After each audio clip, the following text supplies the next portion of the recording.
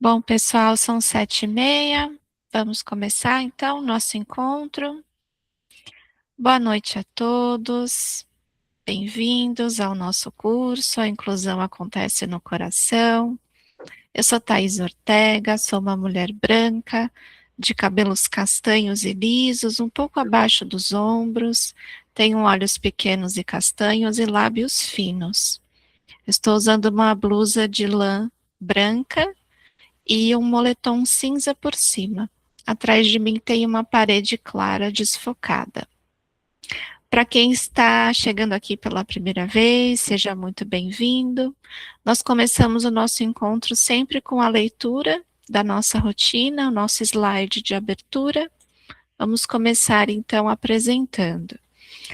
Começamos com a nossa prece inicial e também uma leitura de preparo, que é sempre do livro Fonte Viva. Nós temos um grupo do WhatsApp, onde divulgamos com antecedência o texto da lição, para quem gosta de fazer a leitura prévia. Fazemos a exposição do tema com o convidado da semana. As perguntas são feitas todas pelo chat, aqui do Google Meet, e encerramos com a nossa prece final. Nós pedimos algumas orientações para que o nosso encontro seja mais proveitoso nesse formato, então pedimos os microfones fechados. Para quem quiser fazer a transcrição ou usar a legenda automática do nosso encontro, fica à vontade, o acesso está liberado.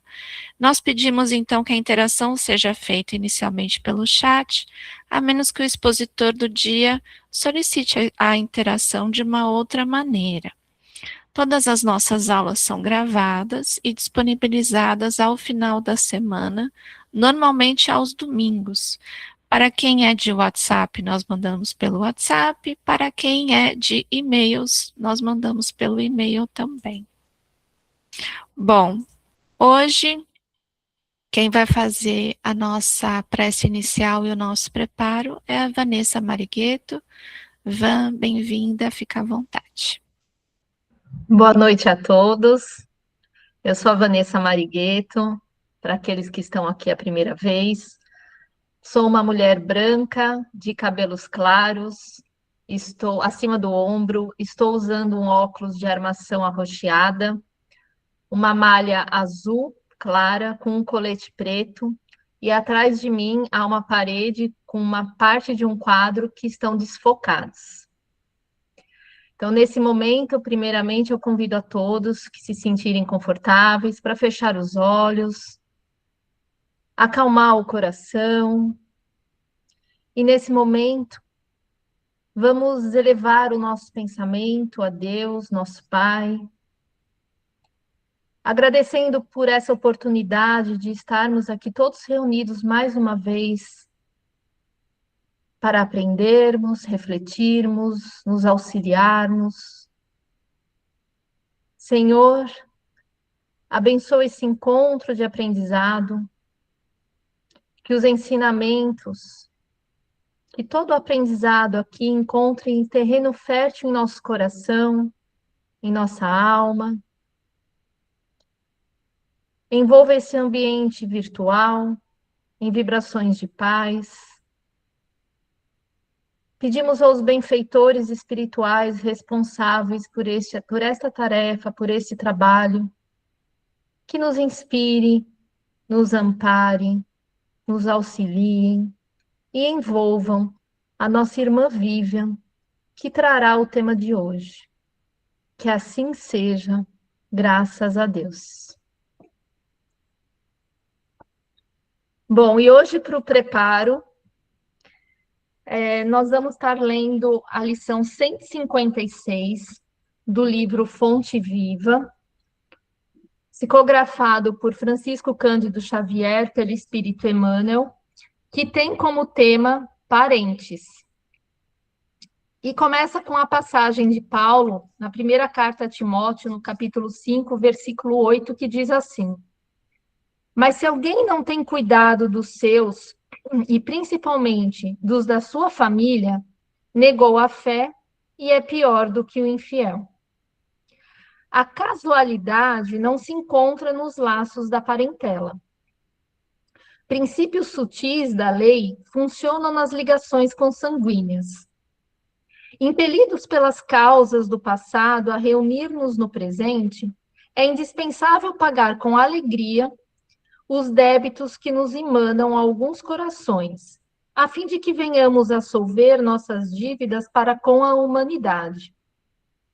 Inútil é a fuga dos credores que respiram conosco sobre o mesmo teto, porque o tempo nos aguardará implacável, constrangendo-nos à liquidação de todos os compromissos. Temos companheiros de voz adocicada e edificante na propaganda salvacionista, que se fazem verdadeiros trovões de intolerância na atmosfera caseira, acumulando energias desequilibradas em torno das próprias tarefas. Sem dúvida, a equipe familiar no mundo nem sempre é um jardim de flores. Por vezes, é um espinheiro de preocupações e de angústias reclamando-nos sacrifício. Contudo, embora necessitemos de firmeza nas atitudes para temperar a afetividade que nos é própria, jamais conseguiremos sanar as feridas do nosso ambiente particular com o chicote da violência ou com o emplastro do desleixo. Consoante a advertência do apóstolo, se nos falha o cuidado para com a própria família, estaremos negando a fé. Os parentes são obras de amor que o Pai compassivo nos deu a realizar.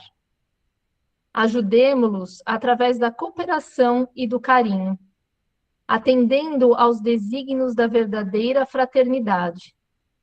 Somente adestrando paciência e compreensão, tolerância e bondade, na praia estreita do lar, é que nos habilitaremos a servir com vitória no mar alto das grandes experiências. Uma lição que veio muito a calhar para o tema de hoje, desculpa, que estaremos falando sobre famílias atípicas. E nessa lição que Emmanuel nos traz como título Parentes, ele começa justamente com essa primeira carta de Timóteo, que diz: mas se alguém não tem cuidado dos seus, principalmente dos da sua família, negou a fé e é pior do que o infiel. Esta carta, Paulo escreve para Timóteo, que é um companheiro dele de confiança, e um companheiro que está responsável pela comunidade cristã de Éfeso, que é uma antiga cidade grega que hoje seria localizada na atual Turquia. E naquele momento, Paulo vai falar sobre os cuidados com os idosos, as viúvas e os familiares necessitados, preocupado com a organização da igreja, onde ele se preocupa em que os próprios familiares cuidem dos seus antes que chegue a necessidade de uma comunidade ter que cuidar dos seus familiares. Então, nessa passagem, ele vem dizer que quem não cuida dos seus familiares, nega a fé. Porque se a fé, ela significa a gente traduzir o amor, colocar o amor em ação, em atitudes concretas, a primeira atitude dentro da nossa família seria justamente cuidar dos nossos. Então, Emmanuel utiliza essa lição justamente para vir nos falar da importância que é a família, da importância que Deus coloca em nossos caminhos para aprendermos espíritos, para aprendermos paciência, compreensão, fraternidade, respeito, a tolerância. E é justamente na nossa família, com os nossos parentes, que nós vamos ter essa oportunidade.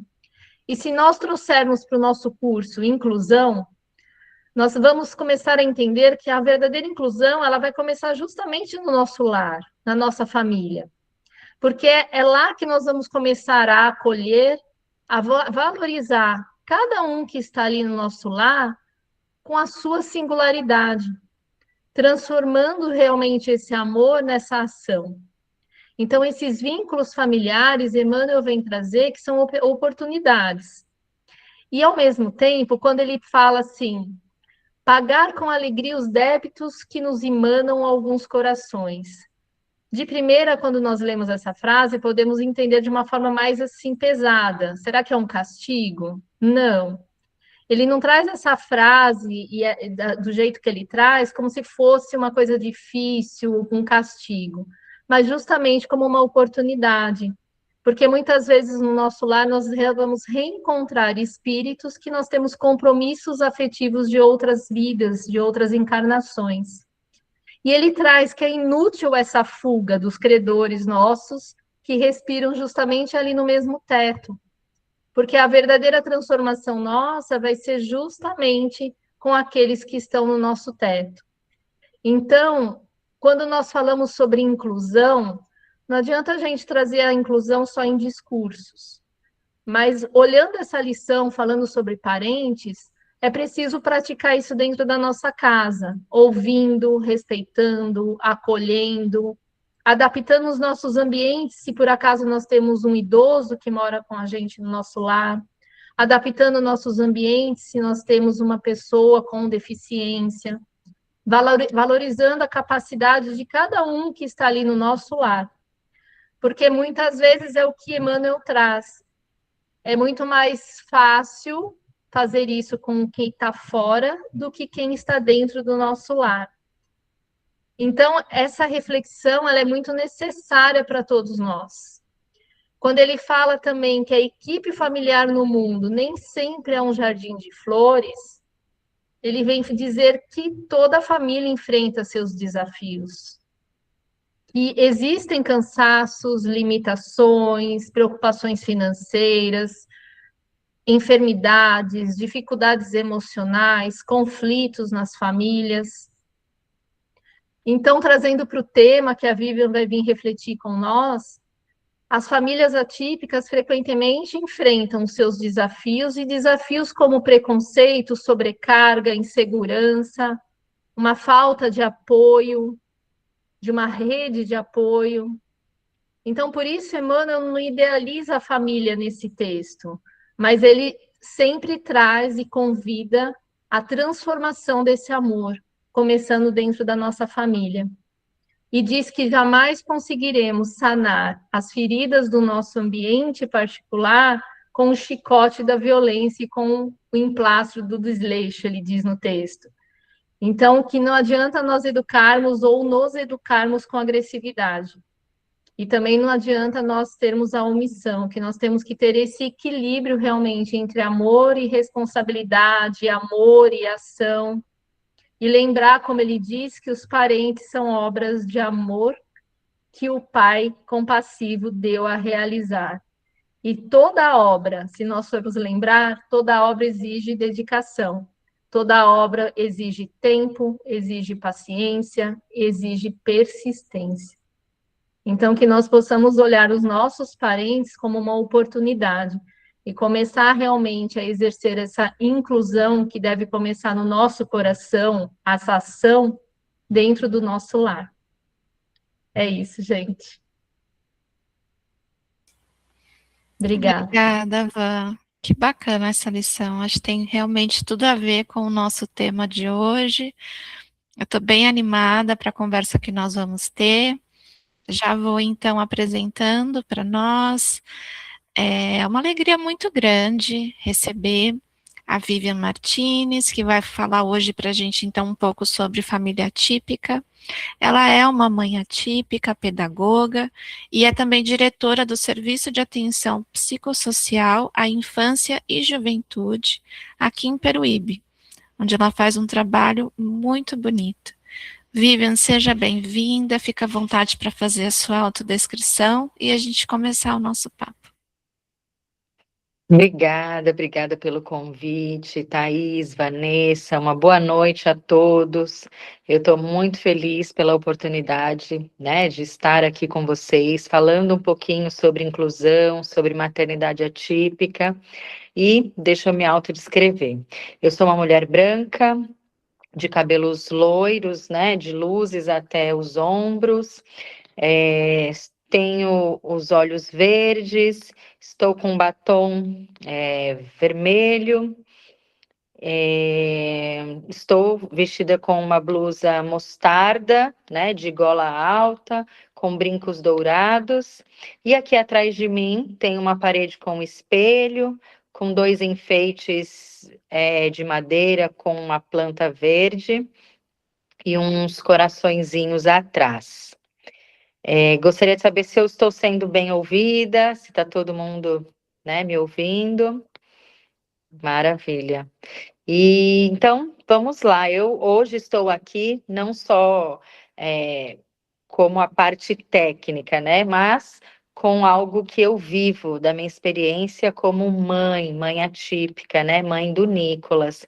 E esse primeiro texto, né, que você falou, Vanessa, veio muito de encontro com. Eu estava aqui na preparação, né, pensando como eu iria abrir este momento para falar da minha maternidade atípica, para falar de inclusão, desde quando a inclusão entrou na minha vida e veio assim muito forte dentro de mim uma experiência que eu tive dentro da minha família, da casa da minha avó, quando eu era pequena.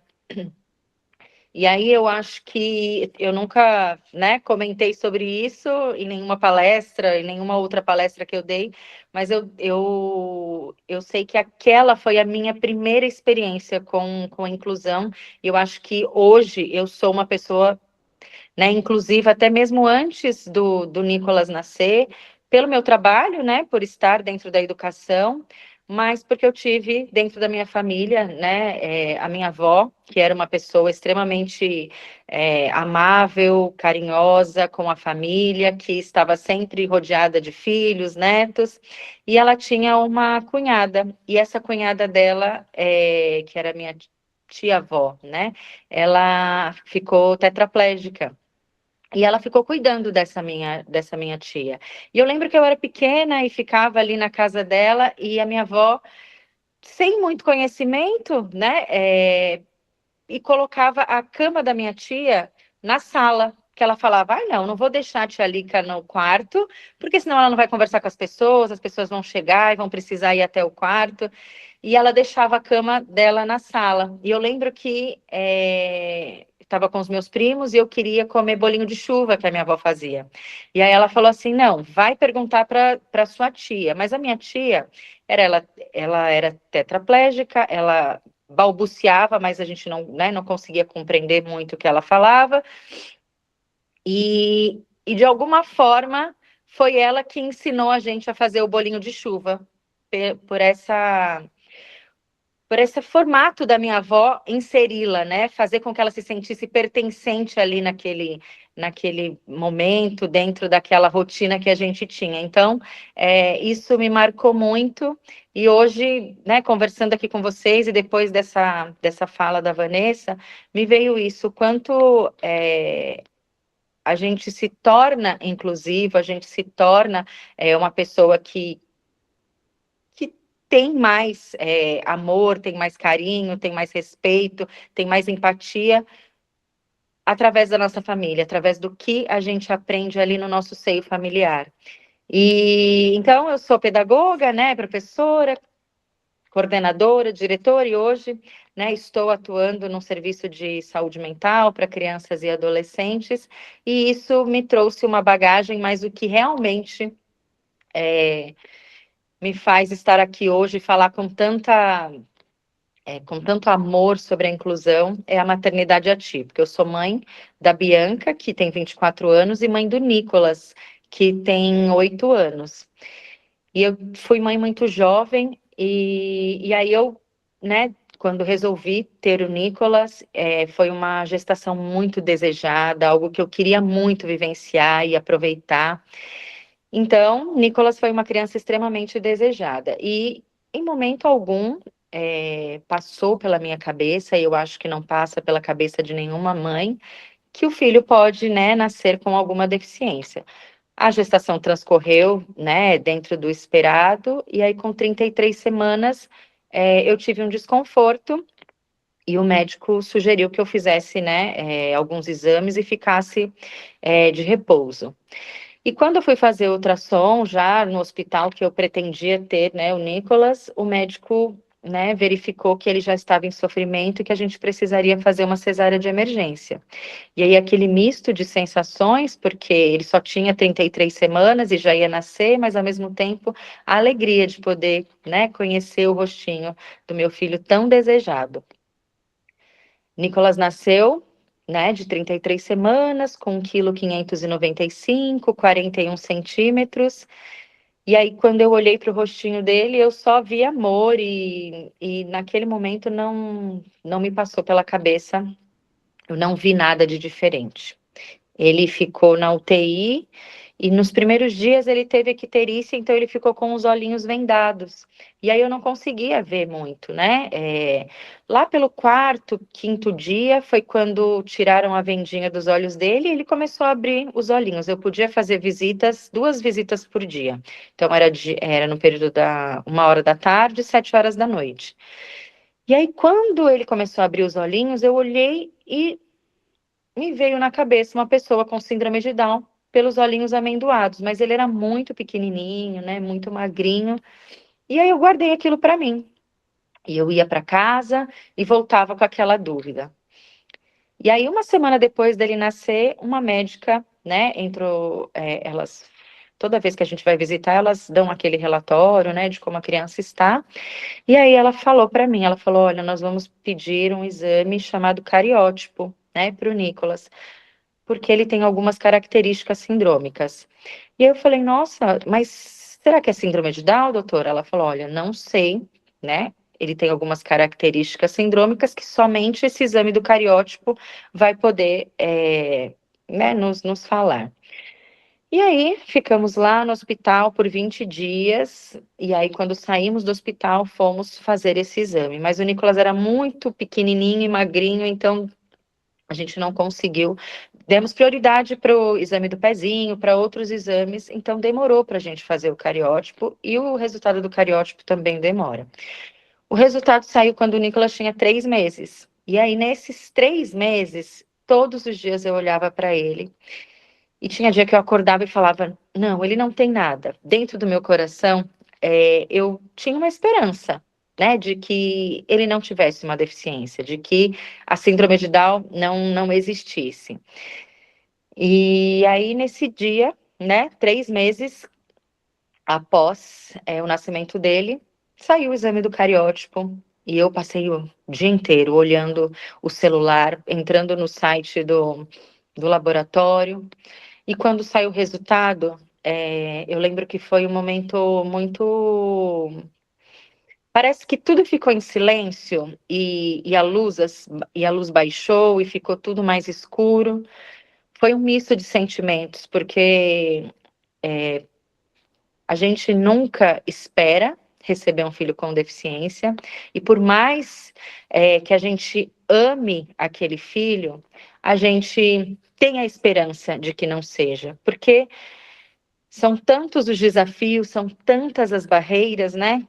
E também não era o filho que a gente idealizou. Quando ele estava na minha barriga, quando eu falava sobre ele, a gente faz planos, a gente tem sonhos, mas diante da notícia, eu falo que as mães atípicas entram num luto, né? O luto daquele filho desejado, daquele filho amado, que não é mais daquele jeito que você idealizou, que você tem que ressignificar tudo que você imaginou, né, para o seu filho. E assim aconteceu.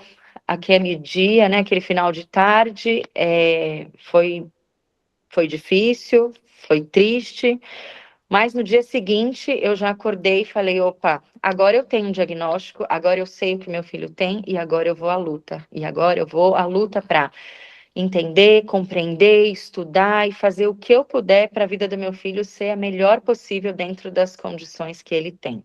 Então, o Nicolas é uma criança que tem síndrome de Down, uma criança o que a gente chama da trissomia do 21. Então, no par do cromossomo 21, ele tem 3 cromossomos, né? Então, por isso chamado de trissomia do 21. E aí nós saímos do luto e fomos para a luta, né? Para a luta, para tentar entender e compreender. E aí, dentro do meu trabalho, hoje eu compreendo por quê, né? Eu acho que a gente precisa fazer essa pergunta: o porquê que nenhuma família deseja um filho com deficiência? Além, né, dos cuidados, das dificuldades que a gente enfrenta sempre.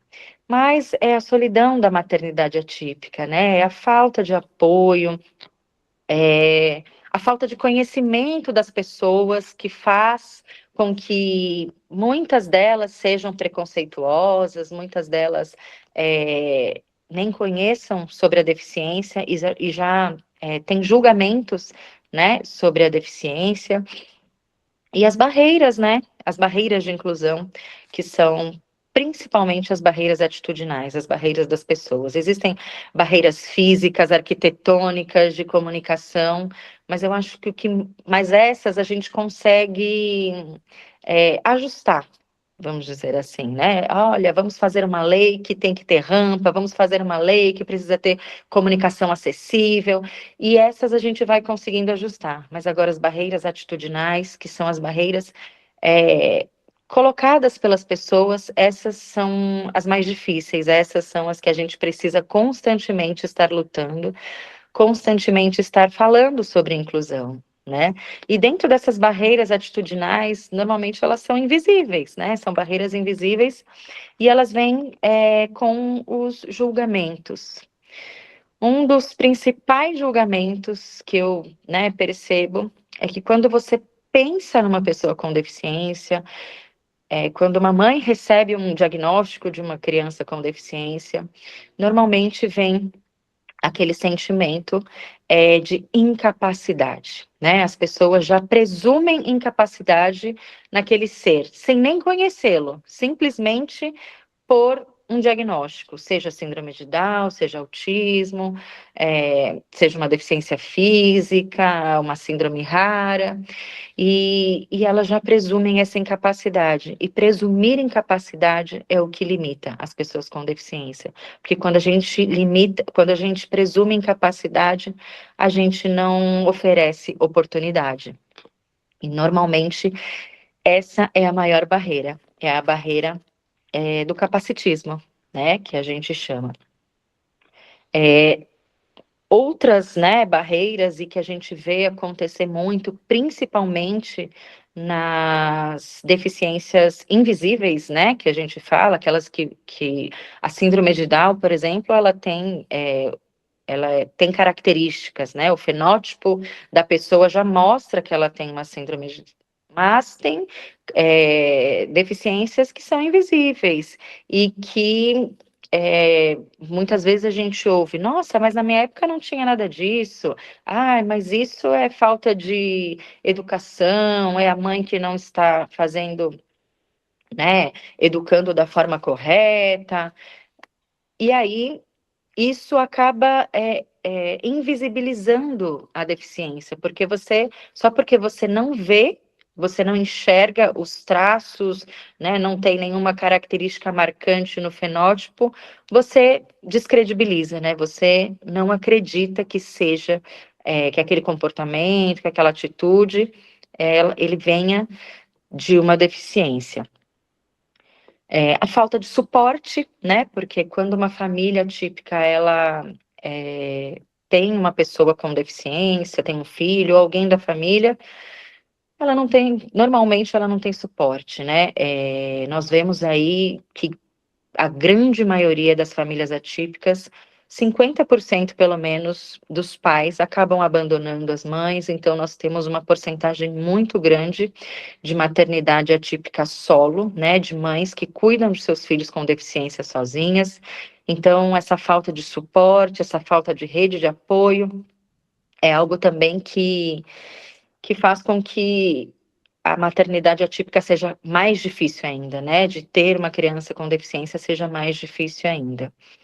E a exclusão, né? Porque quando a gente não sabe lidar, muitas pessoas, ao invés de tentar compreender a deficiência, acaba excluindo, acaba não fazendo com que ela com que aquela pessoa, com que aquela criança possa fazer parte daquele ambiente, né? Então, eu trabalho na área da saúde, mas já estive na escola, então a gente vê o quanto é difícil, né? Inclusão não é só fazer parte daquele lugar, né? Dentro da escola a gente fala, garantir a matrícula de uma criança com deficiência, de uma pessoa com deficiência, não é inclusão, né? Inclusão é fazer com que aquela pessoa se sinta parte, se sinta pertencente àquele ambiente, onde as pessoas conseguem compreendê-la, onde os espaços estejam preparados também para recebê-la. Então, isso é a verdadeira inclusão. E o que limita uma pessoa com deficiência é isso, é faltar toda essa estrutura, a oportunidade, trazer a família para perto, para que a família também compreenda, e a gente vê que, às vezes, o capacitismo, não acreditar na capacidade da pessoa com deficiência, às vezes ela começa também dentro de casa. Às vezes eu, sem querer, por tudo que eu tenho construído sobre pessoas com deficiência, eu também, às vezes, diminuo a capacidade do meu filho, não acredito no potencial dele, quando ao invés de eu deixar ele tirar a comida sozinho, eu vou lá e tiro para ele, quando eu presumo que ele não vai conseguir tomar banho sozinho e vou lá e estou dando banho nele. Então, as famílias, né, também precisam compreender, né, sobre as deficiências e acreditar na capacidade, né, dos filhos. Nós somos o seio da família, é com a gente, principalmente com a família, que eles vão, né, aprender a desenvolver, por mais que tenha terapias, por mais que tenha escola, mas é dentro de casa que as crianças, né, que as pessoas têm a oportunidade de evoluir, de avançar, e por isso, acho que esse texto vem de encontro, é o seio familiar que torna esse cidadão, né, mais capaz, mais confiante, mais seguro, e que garante essas oportunidades. E é óbvio que precisa da ajuda de toda a sociedade, né, e de toda a comunidade aí para contribuir. Uhum. Eu fiquei pensando, enquanto você falava, Vivian, que tem uma questão tão importante da formação de qualquer pessoa, que é a socialização. Uhum, Como que isso pode ficar comprometido para a família atípica, tanto a família dentro da sociedade que ela frequentava, até a chegada agora então dessa criança, e também uhum. para a criança no seu processo de formação, porque somos seres sociáveis, estamos sempre nesses espaços, né? Fala um pouquinho para a gente de como você sentiu esses efeitos. A maternidade atípica, ela traz para gente, né, uma solidão, né, muito grande, porque quando você tem um filho, você vai conversar com as outras mães, né, quando seu filho está na escola, ou com as próprias pessoas da sua família que também têm filho, normalmente ninguém vai entender o que você sente, né? E às vezes as pessoas até falam, nossa, mas você tem que agradecer, porque seu filho está com saúde, porque, né? Não é uma questão da gente não estar feliz dentro da maternidade, mas a exaustão que a maternidade atípica nos traz. Eu lembro que o primeiro ano que eu tive, né, de vida do Nicolas, foi um ano de muito medo, porque junto com a síndrome de Down, pode ter patologias associadas, então você tem a preocupação constante, né? Eu preciso fazer o exame tal para descartar, né, tal coisa. 50% das crianças né, crianças que nascem com síndrome de Down vêm com cardiopatia também. Então são tantas preocupações no mundo, né, da mãe atípica. E aí vem, além de tudo, o julgamento das pessoas de fora. Ai, porque você não deixa isso, porque você não está fazendo isso, ou quando você sai, as pessoas perguntam, ai, mas quanto tempo ele tem? Mas ele ainda não anda? Ele ainda não fala? Então, isso acaba isolando um pouco, né, a mãe atípica, para evitar que o seu filho fique doente, né? Isso eu estou falando de síndromes mais raras, né? Ou, né, de síndromes genéticas. E aí, quando a gente fala do autismo, né, de transtornos mais comportamentais, né? Que a gente tem o TEA, o TOD, o TDAH, essa falta de compreensão das pessoas faz com que as famílias acabem se isolando. E isso traz, né, grandes prejuízos, porque eu falo que a inclusão, às vezes a gente tem muitas questões escolares, muitas questões de falta de aceitação das outras pessoas, né, dessas crianças atípicas.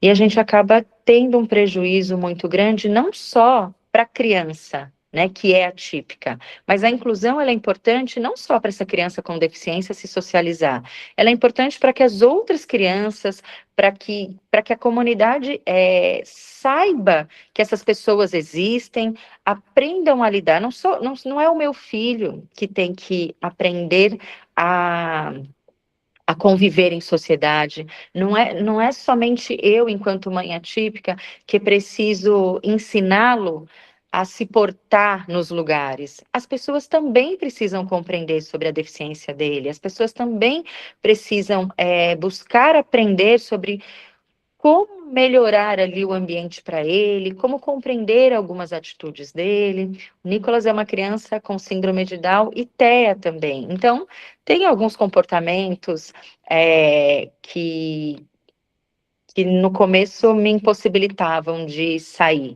Ele não conseguia ficar em lugares com muito barulho, né, ou com muita aglomeração de gente, mas devagarzinho, né, por mais que fosse algo difícil para mim, mas eu não desisti. Né, eu fui tentando devagarzinho e levando, ficando só um pouquinho.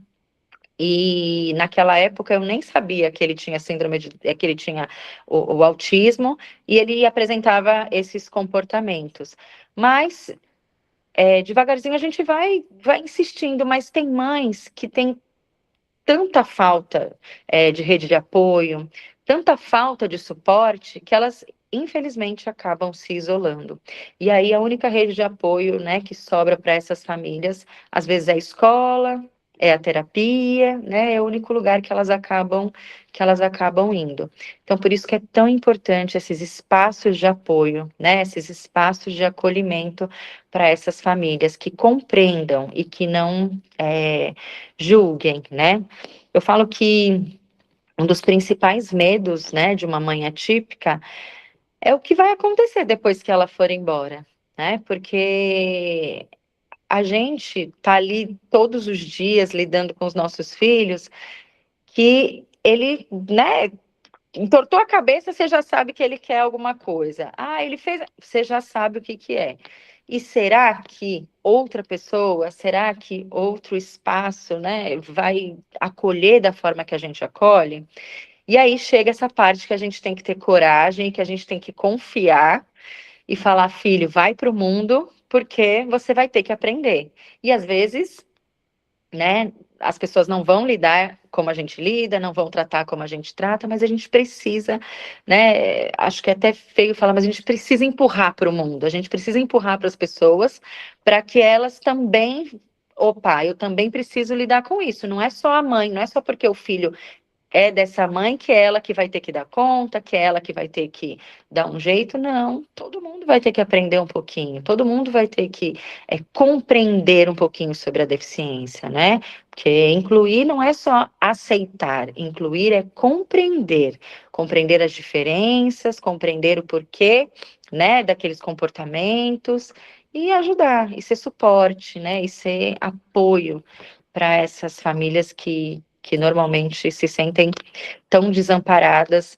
seja pela sociedade, seja, né, por questões até governamentais, porque a escola às vezes não está preparada, não tem terapia, né, suficiente para que essa criança avance. Então a gente, né, essas famílias é muita luta. Né, é muita luta. Eu sei que eu me coloco como uma pessoa privilegiada, porque sou uma mãe que também estava dentro da educação, então tinha um pouco mais de conhecimento quando eu recebi o meu filho, né? Pude ter a oportunidade de proporcionar as terapias para que ele pudesse se desenvolver, mas essa não é a realidade da maioria das famílias, né? Então, é muito desesperador você ter ali um filho com deficiência e você não ter a oportunidade de dar para ele, né, o que ele precisa para que ele tenha autonomia, né, para que a gente possa vê-lo se desenvolver, para que a gente fique tranquila que mais para frente ele vai conseguir ter autonomia e se virar sozinho, não vai ser tão dependente da gente, né? Queria fazer mais uma pergunta também. O pessoal já está começando a colocar algumas coisas no chat e a gente incentiva. A ideia hoje realmente é uma conversa. Quando você fala dessas barreiras invisíveis e o quanto que o capacitismo e as barreiras atitudinais são prejudiciais para a relação dessa família, o que você nos aconselharia de uma forma prática mesmo? O que não se faz? Uhum. Isso não se faz, porque às vezes a pessoa quer mostrar acolhimento, mas não sabe muito bem a maneira de se portar, como falar com a mãe ou falar com a criança, se for o caso. Uhum. Dá algumas dicas para a gente. Olha, quando a gente fala de pessoa com deficiência, eu acho que a primeira coisa é a gente entender que cada ser é único. Então, não existe regra nem fórmula só porque eu sei que existe ali um diagnóstico. Então, meu filho tem síndrome de Down, mas quando eu apresento todas as características possíveis dele e depois, lá no final, vem a síndrome de Down. Então, a síndrome de Down, ela não define quem ele é, assim como qualquer outra família que você for abordar e que você for conversar, independente da deficiência né, que aquela criança tenha, ela é única, né? Então, eu acho que esse é um ponto muito importante. Olhar primeiro a pessoa e, no final, a deficiência. E segundo, a gente precisa perguntar, a gente precisa perder aquele medo, né? Ai, mas o que que ele vai pensar? O que que ele vai achar? Ai, mas a criança está se jogando no chão, tá? Né? Existe alguma coisa que eu possa fazer para ajudar? Né? Você precisa de alguma coisa, preciso levá-lo para algum lugar mais tranquilo, né? Eu acho que a gente tem que se colocar disponível, porque não vai existir uma receita, não vai existir uma regra. Não, se você vê uma criança com síndrome de Down, faz assim. Se você vê um com TEA, faz assim. E todos vão ter comportamentos diferentes, né? São muito peculiares, assim, os comportamentos dessas crianças, porque é um espectro, né? Então é muito amplo. E é óbvio que também tem a questão de como de qual ambiente social ela vive, né? Porque isso também diz muito. Ai, ela tem uma deficiência, ok, então ela vai ter algumas limitações, vamos pensar no TEA, uma rigidez de comportamento, uma dificuldade de aceitar ali as regras, mas a condução da família também influencia bastante, né? Nesse processo de evolução e de desenvolvimento. Mas eu acho, eu acho que é isso. Eu acho que a gente tem que aprender sempre a perguntar, a não rotular porque tem uma deficiência, a perguntar para essa família o que a gente pode fazer para ajudar, se aquele comportamento está dentro do esperado, né? Se tem alguma coisa que a gente possa fazer para ajudar a melhorar ali, e não julgar, né? Observar primeiro, né, o contexto ali daquela família, daquela criança, antes de fazer um julgamento. Ai, mas olha, você acha, ó, não está educando, essa criança está fazendo isso, como que pode, né? E eu acho que é enxergar dentro dessa criança, né, dentro dessa pessoa com deficiência, as potencialidades. Eu acho que quando a gente fala de deficiência, a gente acaba colocando, e às vezes até a gente que é mãe, acaba falando sempre do nosso filho, do que ainda falta, do que ainda não conquistou, do que ainda precisa aprender. E aí a gente acaba não conseguindo enxergar as potencialidades, o que ele é bom, né? Porque acho que todos nós, ninguém é bom em tudo, né? Ninguém vai saber fazer tudo. Nós temos as nossas dificuldades e nós temos as nossas potencialidades. Mas quando a gente fala de uma pessoa com deficiência, a gente acaba focando muito, né? Colocando muito os holofotes ali nas dificuldades. Eu acho que a gente precisa aprender a colocar os nossos holofotes nas potencialidades. Ai, meu filho ainda não sabe ler e escrever, mas ele é ótimo no esporte, ele adora praticar esporte, ele é super amoroso com as pessoas. Então, assim, poxa, olha quanta coisa ele é bom. E aí eu vou me apegar naquilo que ele ainda não sabe, naquele comportamento desafiador, naquilo que ele é ruim. Não, eu vou estimular as potencialidades e devagarzinho ali trabalhando com as dificuldades, né? Então, eu acho que o acolhimento é isso, é você estar disponível, estar disposto, né, a aprender, a ajudar, a acolher aquela família, a não julgar, né, e a enxergar além do que os nossos olhos conseguem ver, né, que são as potencialidades que podem existir ali, que com certeza existem naquele indivíduo. Com certeza. Acho que dialoga muito com o que nós estamos exercitando aqui no curso, justamente esse olhar para além daquilo que pode ser a deficiência, pode ser uma primeira, talvez, barreira até de comunicação. E pensando agora, né, que o centro espírita, a casa espírita, pode ser esse lugar de acolhimento, de apoio, pode começar a receber, seja a família, seja a criança, todo mundo junto. E eu queria saber um pouco da sua experiência, tanto no seu trabalho, quando você vê mães atípicas, você como mãe atípica também, a importância de ter esses grupos e o que a casa espírita poderia oferecer ou fazer diferente também, se você tiver algum exemplo. Uhum. Olha, quando se trata de criança, né, de pessoa com deficiência, eu acho que a gente precisa sempre pensar nas barreiras, né, que são as arquitetônicas, as barreiras de comunicação, mas dentro do centro espírita, eu vou falar, né, da experiência que eu tive, que eu fui, né, com o Nicolas uma vez, e eu sempre ficava naquela, nossa, será que eu vou? Mas será que ele vai se comportar? Porque ele não vai ficar sentado, porque ele vai ter alguns comportamentos inadequados. Então, eu já fui com esse medo, né, com essa preocupação. Então, eu acho que a primeira coisa é naquele momento da acolhida, né, que a gente chega, é a gente se sentir à vontade de que o nosso filho não está atrapalhando, porque eu acho que a gente que é mãe, a gente já tem esse medo, ai meu Deus, será que ele vai atrapalhar? Só por ser criança, né, gente? Vamos falar assim, inclusive, né, da inclusão, assim, mas não necessariamente por ser uma pessoa com deficiência, mas às vezes só por ser criança. A criança atrapalha, a criança fala, né, na hora errada, a criança correu ali, e é óbvio que eu acho que a gente tem que ensinar os nossos filhos a se portar, a se comportar, né, em determinados espaços, mas eu acho que quando a gente vai receber essa família, a gente vai receber a família toda. Então, a mãe, o pai, o filho. Então, a gente precisa que o espaço também seja adequado para essa criança. E aí eu lembro que o dia que eu fui com o Nicolas, ele teve um ataque de riso, né? E eu não sabia o que fazer, porque eu falei, gente, ele está atrapalhando, ele vai atrapalhar quem está lá. E a ponto dele rir tanto que ele fez xixi na roupa. E aí eu tive que ir embora. E aí depois a Vanessa até falou, né?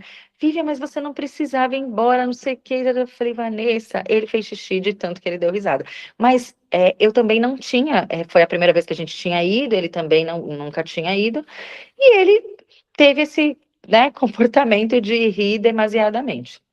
Mas vocês foram super acolhedoras, ali naquele momento ele ficou do meu lado, mas depois a gente foi em outros momentos que teve a salinha, né, que tem o espaço para eles ficarem, porque aí eu acho que a gente precisa compreender, tem criança que vai conseguir ficar naquele espaço para ficar ouvindo, né, tem criança que não vai conseguir, que vai ter de fato que ter um espaço diferenciado, um espaço, né, que que faça sentido ali para ele querer ir naquele, né, ambiente com a família. E eu acho que dentro, né, da minha experiência e do que eu vi, eu acho que é isso. E na hora que ele teve um comportamento, né, de ficar dando muita risada, a gente não olha aqueles olhares, a gente não vê aqueles olhares de julgamento, né, de um olhando para trás e tentando ver o que é. Acho que a gente precisa naturalizar, né, por ser criança, ou, né, enfim, por ter ou não uma deficiência, é, essa naturalidade, né? Porque acho que o primeiro impacto, se a mãe vê que o filho foi bem aceito, ela vai voltar, né? Porque a gente às vezes frequenta diversos lugares e aí quando você vê, não, meu filho não foi aceito, então eu não volto, né? Mais lá. E eu acho que esse é o principal, é as mães conseguirem sentir isso. Ai, não, não existe um olhar de julgamento. Se acontecer alguma coisa, eu sei que eu vou estar amparada ali, porque sempre tem alguém ali na porta, pronto para me ajudar caso eu precise de alguma coisa. Se eu tiver que tirar o meu filho, né, para ir para um outro espaço, existe algum outro espaço que ele vai poder ser acolhido. Então, eu, né, não sei se eu consegui elucidar bem, mas eu acho que é isso, ter pessoas dispostas, né, se acontecer alguma coisa, ter um espaço adequado, se essa criança precisar, né, de um outro, né, ambiente, e que exista uma equipe, exista esse trabalho que vocês estão fazendo para que, caso algum comportamento fuja, né, do que é esperado, não exista aquele olhar de julgamento, né? Eu acho que isso faz toda a diferença dentro do centro espírita. Com certeza. Eu vou aproveitar e colocar já a pergunta da Luzia, que ela pergunta assim: qual é a nossa atitude quando uma criança que está no centro, em uma palestra, está gritando? E como falar com os assistidos, talvez justamente para ter essa naturalidade, instruir as pessoas ali, sem deixar a mãe constrangida. Uhum. Às vezes, né, acontece, uma criança às vezes não é oralizada, então a forma dela se comunicar, né, a gente tem que entender o contexto, observar e compreender, né, porque pode ser que ela não esteja agradando ali aquele espaço, então ela está gritando, querendo se comunicar de alguma forma, ou pode ser que ela seja uma criança que não é oralizada, e às vezes quando ela fica muito feliz, ela pode estar gritando, então assim, é difícil a gente saber o contexto disso, né? Então, tá gritando porque tá irritada, porque não tá, né, gostando, aí eu acho que se não tá gostando, a gente precisa tirar do ambiente. Mas tá gritando porque é a forma dela de se expressar, é a forma dela de, né, de interagir ali, aí é uma questão de mãe, tá tudo bem, né? O centro vai ter que lidar, né, com essa pessoa, porque é a forma dela de existir e de demonstrar alegria e felicidade é daquela forma, entendeu? Eu acho que a gente só tira do ambiente se está sendo desconfortável para ela, se ela está demonstrando algum comportamento inadequado por desconforto. Então, acho que é isso que a gente precisa sempre tentar entender, se é um desconforto ou se é uma manifestação de, né, de alegria ou a forma dela se comunicar. Sim, muito importante isso. E acho que a família que vai estar junto vai saber nos orientar. É a Sim, maneira de se expressar, ou então, não, realmente está acontecendo algo aqui. Vocês têm algum espaço em que a gente isso, possa ir? Eu consigo perfeito. dar um pouco de água, alguma coisa Aham. assim? Perfeito, porque se eu tirar aquele, né, indivíduo do espaço, porque ele está com alguns emitindo sons, aí eu também não estou sendo inclusiva, né? Eu acabo que agora, se ele estiver desconfortável ali, aí eu acho que a gente precisa sim tirá-lo, né, para outro, colocá-lo em outro ambiente. Uhum. Tenho mais uma pergunta aqui, Vivian, que é da Valéria. Ela pergunta assim: você acha satisfatório incluir uma criança com deficiência intelectual numa classe, entre aspas, normal? Não seria mais produtivo estimular numa classe especial que respeite o seu tempo de aprendizagem, dando a ela a capacidade de acompanhar o ensino oficial?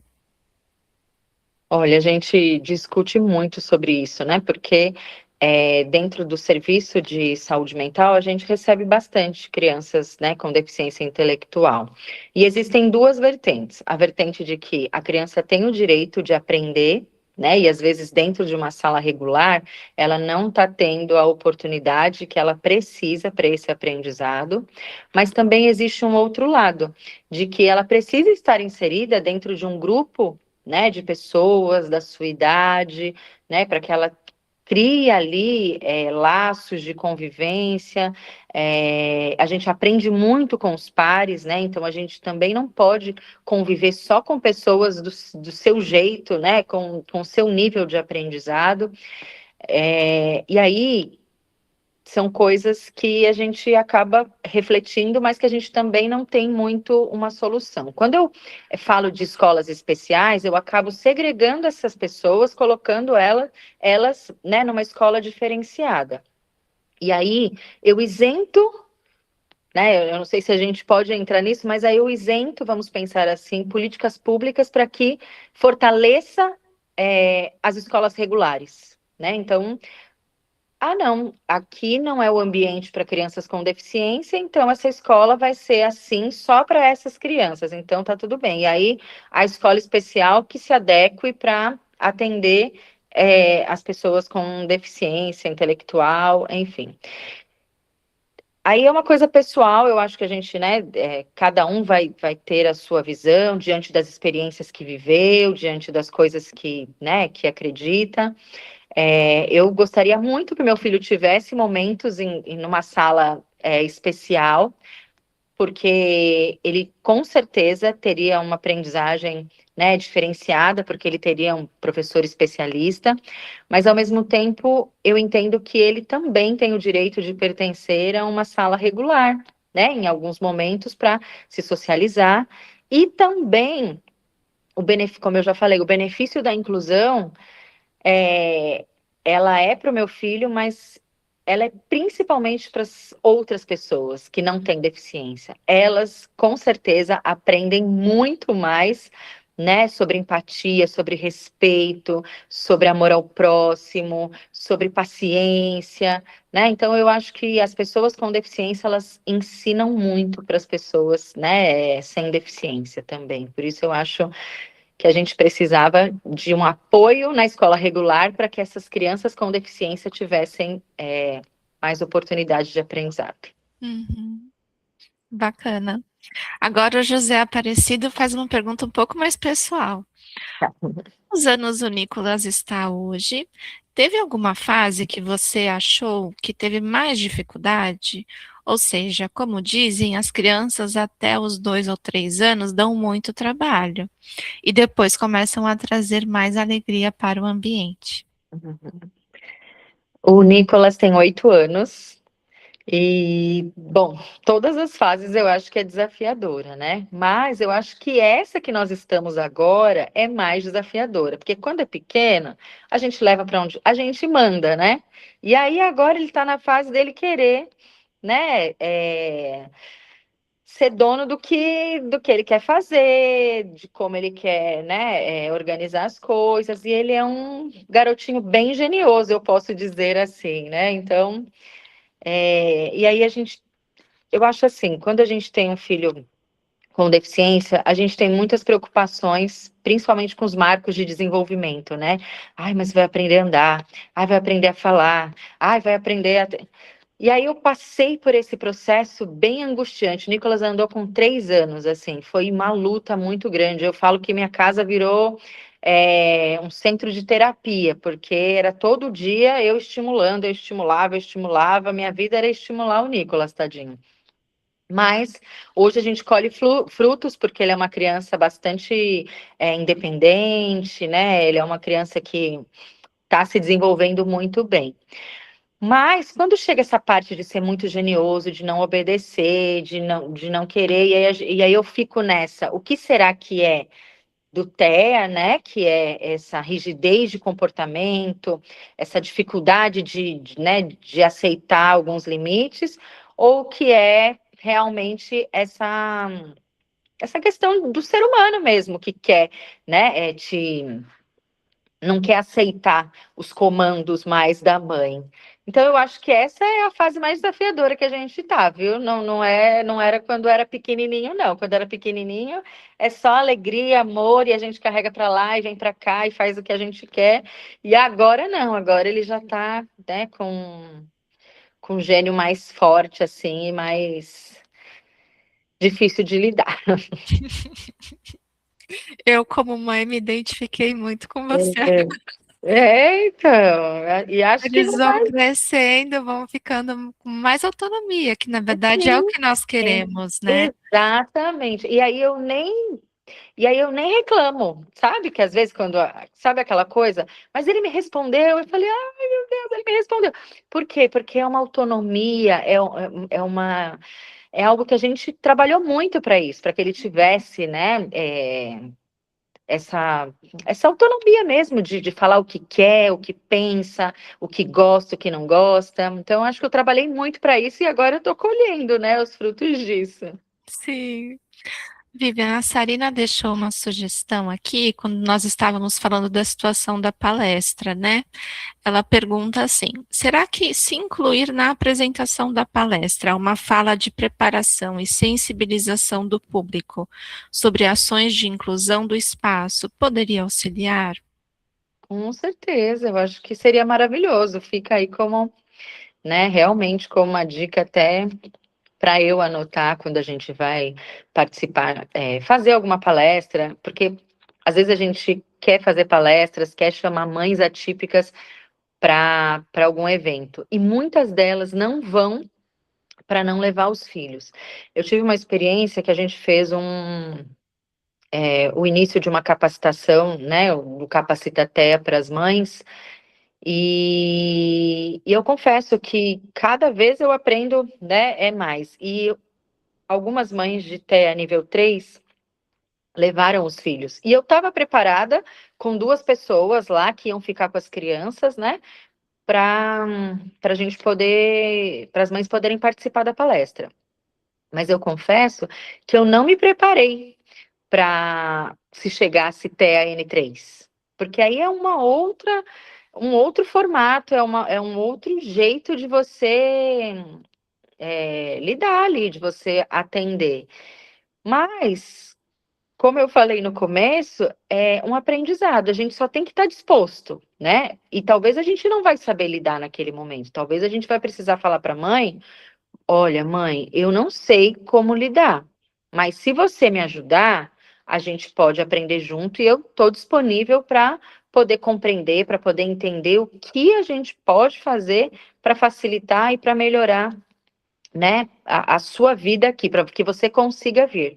E aí, tanto que até depois desse momento, a gente ficou pensando muito em possibilidades para essas famílias de TAN3, que são famílias que acabam tendo uma sobrecarga muito maior, porque elas não conseguem sair de casa para nada, é sempre um revezamento, né? Ou fica um, ou fica outro. Isso quando existe uma outra pessoa, isso quando a mãe não é sozinha, né? Então, eu acho que essa sensibilização inicial, né, ela faz toda a diferença. Eu acho que talvez uma inscrição. Eu sei que não vai ser necessário ficar toda vez uma inscrição para participar, mas se a pessoa que for inscrita, ela puder previamente avisar, né, se existisse uma possibilidade de previamente ela avisar, vocês também já conseguiriam se preparar melhor, né? Eu, nesse evento, pensei nisso. Falei, nossa, se eu tivesse feito alguma inscrição e perguntado, né, se tem alguma questão de acessibilidade que eu possa fazer para ajudar, talvez eu conseguisse ter me preparado melhor. Hum, Mas nem sempre, né? No centro espírita a gente consegue, mas pode ser que aconteça e a gente vai ter que falar, mãe, desculpa, eu não estou preparada para recebê-lo, mas na próxima vez a gente vai se preparar e eu vou conseguir, né? Eu acho que é sim. isso. Acho que essa disponibilidade, essa abertura, né, como você trouxe no começo, enxergar o outro com a sua subjetividade, na sua história, com aquilo que vai fazer sentido para aquela pessoa. Então, Uhum, é muito importante nós nos capacitarmos, estarmos aqui em cursos, aprendendo, ouvindo, e temos as nossas ferramentas. Mas uhum, quando chegar ali na situação, estar disposto a conhecer aquela pessoa. isso E como mesmo, você disse, talvez nós possamos estudar TEA, por exemplo, mas cada pessoa dentro daquele espectro é uma pessoa.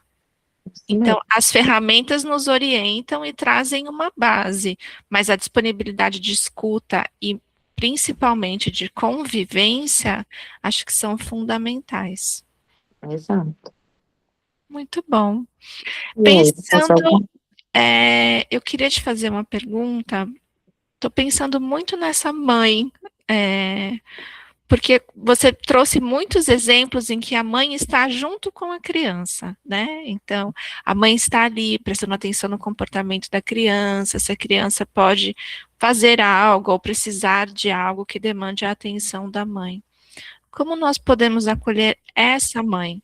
Vamos supor que a mãe tem uma rede de apoio, tem alguém com quem vai deixar a criança, mas como que é receber essa mãe, especificamente a mãe atípica, né? Que tipo de suporte, que tipo de acolhimento, de palavras você acha que são importantes para quem vive essa maternidade?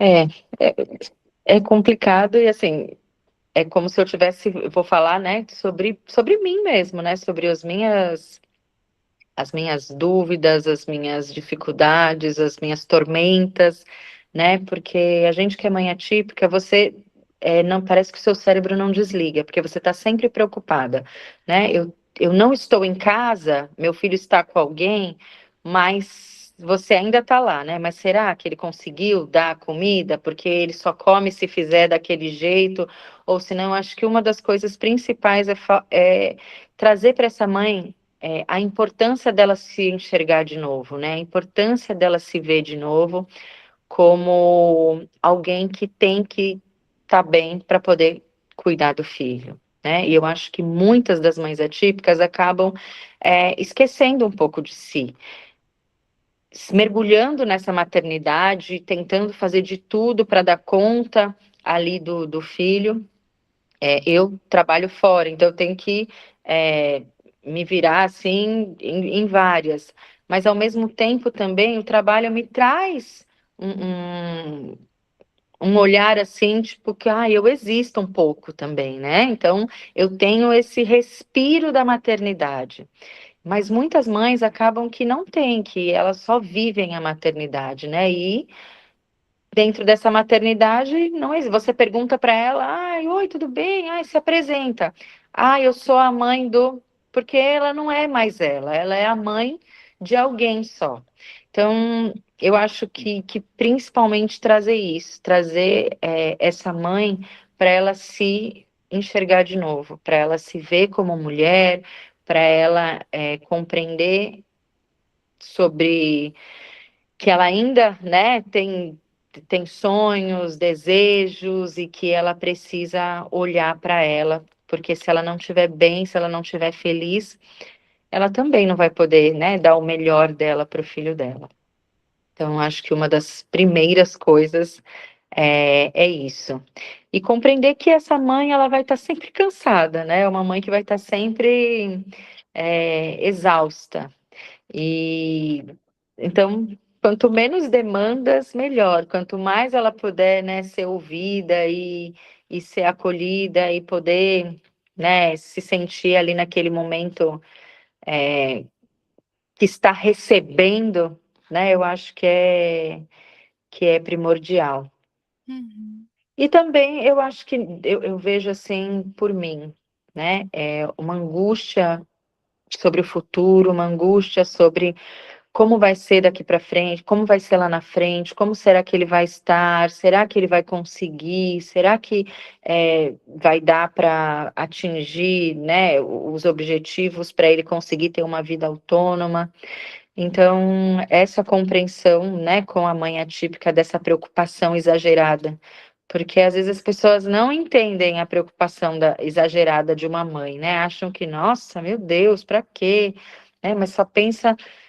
Então, acho que compreender um pouco essa preocupação exagerada da mãe também é algo importante e que isso impacta na vida familiar, porque normalmente o marido não entende, é, a avó, o tio, enfim, quem estiver perto, assim, é muito difícil de compreender, né? Porque sei que é ruim falar, mas só quem vive ali consegue entender. Uma mãe atípica conversa com a outra e consegue entender. Mas as outras pessoas acham que, nossa, mas para que toda essa preocupação, né? Então, eu sinto isso também. Mas eu acho que o que eu vejo dentro do meu trabalho é isso, é trazer as mães para elas se enxergarem de novo. Eu acho que isso faz toda a diferença. Vivian, muito obrigada. Você foi muito generosa com a gente nos seus relatos e acho que se sentiu à vontade para contar um pouco da sua vida. A Fernanda colocou aqui no chat que ela se identificou muito com a sua fala. Gratidão pelo relato, pelas orientações e dicas. E acho que é a mensagem de todos nós. Quando você coloca, né, dessa importância de o Nicolas estar, por exemplo, numa sala regular, para que todas as pessoas possam também aprender com ele, hoje você trouxe para nós um conhecimento para que nós pudéssemos aprender com você. Então, fica aqui o nosso agradecimento sincero por ter compartilhado conosco um pouquinho da sua vida. O pessoal está aqui agradecendo no chat. Se você quiser passar alguma mensagem final, e aí nós já caminhamos para o nosso encerramento. Olha, eu que agradeço a oportunidade. Eu falo que depois que eu tive o Nicolas, virou um propósito mesmo, levar um pouquinho mais de informação, levar um pouco mais de compreensão, né, para as pessoas. Eu acho que a gente só consegue entender algo quando aquilo toca no nosso coração, né? E por mais que a gente não viva a maternidade atípica, por mais que você não tenha uma pessoa com deficiência na sua vida, na sua família, ninguém tá. Qualquer pessoa pode se tornar uma pessoa com deficiência. Então, eu sempre falo isso. A gente precisa se colocar no lugar do outro, a gente precisa querer uma sociedade melhor para todos, né? Porque hoje eu, né, sou uma pessoa que não tenho nenhuma limitação, mas a gente, né, pode acontecer alguma coisa, a gente envelhece, a gente tem filhos, a gente tem netos, então que a gente possa aí propagar essa sementinha da inclusão, que todas as pessoas têm o direito de viver, de pertencer, e todas as famílias têm o direito de serem acolhidas também. Então é isso, inclusão não é só aceitar as diferenças, inclusão é compreender as diferenças. Quando eu compreendo, aí eu incluo, tá bom? Então é isso, obrigada pela oportunidade e me coloco à disposição, né, caso, né, qualquer dúvida, qualquer situação que eu possa contribuir, que eu possa ajudar. Estou em constante aprendizado também, porque as deficiências são inúmeras e as pessoas são completamente diferentes. Então, estamos aí todos os dias em aprendizado, tá bom? Muito obrigada. Obrigada, Vivian. Muito obrigada mesmo. Até a próxima. Tchau. Tchau, tchau. Bom, pessoal, falando um pouquinho das nossas próximas aulas, nós vamos ter uma aula na semana que vem com o título Nada sobre Nós Sem Nós, com o André Rodrigues, que também é um colega muito querido nosso, e vai ser a última aula do semestre. Depois dessa aula, nós entraremos em férias. Para as férias, F, para as férias, nós temos duas propostas de exercício para continuarmos pensando sobre a inclusão e continuarmos estudando sobre o tema.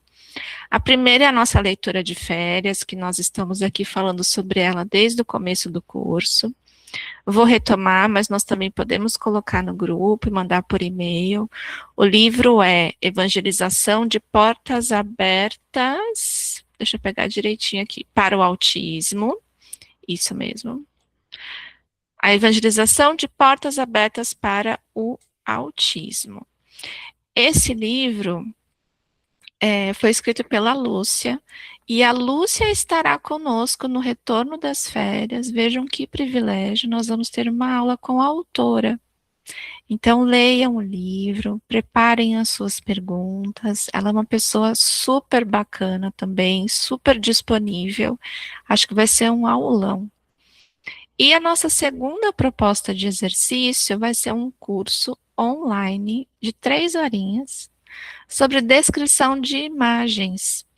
Se vocês fazem comunicação na casa espírita ou até nas redes sociais de vocês e querem aprender a fazer uma descrição de imagem em texto, para usar aquelas hashtags que nós costumamos colocar nas redes sociais, no WhatsApp, no Instagram, no Facebook, eu vou dar esse curso no dia 2 de agosto, das 9 ao meio-dia.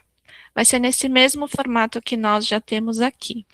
Mais para frente, nós vamos passar o link da inscrição lá no nosso grupo e eu posso retomar também na próxima semana com vocês. Então, é um curso introdutório, mas para que vocês tenham mais uma ferramenta de comunicação para usarem no dia a dia de vocês. Ok? Bom, muito bem, acho que passei todos os recados. Agradeço de novo pela companhia de vocês. É sempre muito bacana a interação de vocês conosco no chat, isso enriquece o nosso encontro. E desde o começo essa foi a nossa proposta do curso. Fazermos todos juntos e irmos aprendendo. E agora, então, para encerrar, aqueles que se sentirem à vontade, podem fechar os olhos, vamos fazer a nossa prece final. Vamos agradecendo a equipe deste trabalho, a todos que estão conosco, agora no online, também depois assistindo. Agradecer por esse momento de aprendizado coletivo, de disponibilidade para ouvir, adquirir novos conhecimentos, encher a nossa bagagem de ferramentas do amor, da compreensão, da empatia, para que possamos sempre evoluir juntos nessa jornada, aprendendo uns com os outros. Que esses aprendizados fiquem conosco, para que possamos usá-los no futuro, sempre que for oportuno. Lembrando que a inclusão começa sempre dentro dos nossos corações. E se tivermos a disponibilidade de amar o outro como ele é, estaremos um passo à frente do nosso propósito. Amar ao próximo como a si mesmo. Que assim seja, e graças a Deus.